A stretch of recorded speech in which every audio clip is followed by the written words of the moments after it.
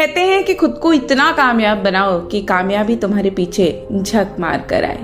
तो दोस्तों, आज बात करेंगे एक ऐसी कहानी की जो आपको कामयाबी नहीं, अपने क्षेत्र में सबसे ज्यादा बड़ा बना देगी। तो इस कहानी के माध्यम से आप ये बात जरूर सीखेंगे कि यदि आप अपनी जिंदगी में कोई भी काम करना चाहते हैं तो उस कार्य के शिखर पर कैसे पहुंचे। ये कहानी उस समय की है जब राजा महाराजाओं का दौर था और किसी राजकुमार को राज सिंहासन पर बैठने से पहले खुद को लायक बनाना पड़ता था, खुद को प्रूफ करना पड़ता था। और उस समय कोई बड़े बड़े स्कूल कॉलेज नहीं होते थे जहां जाकर कुछ सीखा जा सके। उस दौरान अनुभवी गुरुओं द्वारा राजकुमारों को शिक्षा दी जाती थी ताकि वह भविष्य में काफी महत्वपूर्ण सुधार खुद के अंदर कर सके और अपनी जिंदगी को केवल ना बदल सके बल्कि उन लोगों के भी काम आ सके जो उनसे साथ जुड़ने वाले थे। तो ये कहानी है चाइना की। चाइना के एक राजा को अपने पुत्र को राज सिंहासन पर बिठाने की सूझी। तब उसने राजकुमार को उसको लायक बनाने के लिए एक जैन मास्टर के पास भेज दिया। मास्टर ने राजकुमार को कुछ दिनों तक तो अपने पास रखा और बाद में 1 साल के लिए राजकुमार को जंगल में जाकर रहने का आदेश दे दिया।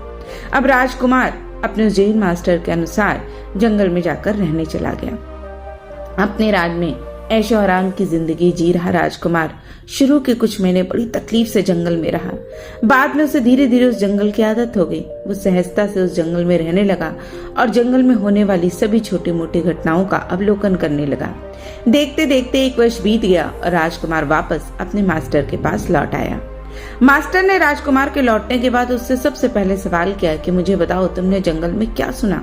राजकुमार बोला, मैंने वहाँ झरने की कलकल, भंवरों का गुंजन, पत्तों की सरसराहट, बादलों की गड़गड़ाहट, झींगुरों का शोर सुना। राजकुमार इतने पर ही नहीं रुका, उसने हर उस आवाज के बारे में जैन मास्टर को बताया जिसे उसने जंगल में सुना।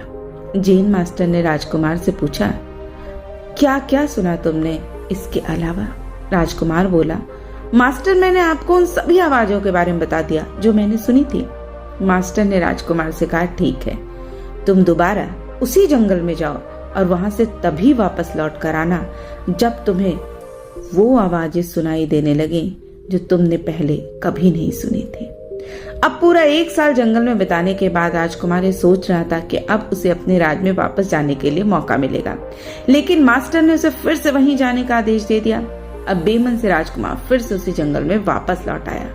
कुछ दिन बाद राजकुमार को कोई भी आवाज नहीं सुनाई दे रही थी। वह जो भी आवाज सुनता था उसे लगता था कि आवाज तो कई बार सुन चुका हूँ। उसके बाद राजकुमार और ज्यादा ध्यान देकर पूरी तरह समर्पण से अपने आसपास की हर आवाज पर गौर करने लगा। धीरे धीरे राजकुमार को ऐसी ऐसी आवाजें सुनाई देने लगी जो उसने कभी जिंदगी में पहले कभी नहीं सुनी थी।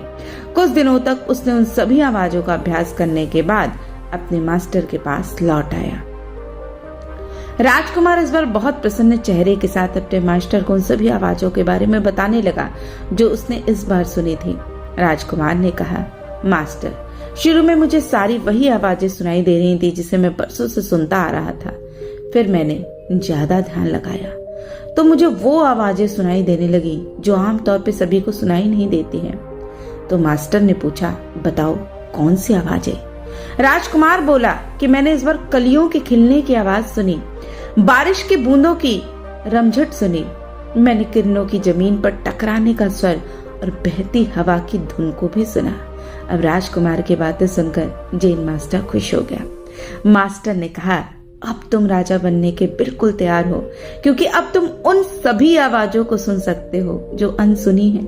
हर राजा में यह गुण होना चाहिए कि प्रजा की वो कही और अनकही बातें और भावनाएं भी समझ ले, तभी तो वो सही फैसले ले सकता है और उनका विश्वास जीत सकता है और उन्हें भी सुखी रह सकता है।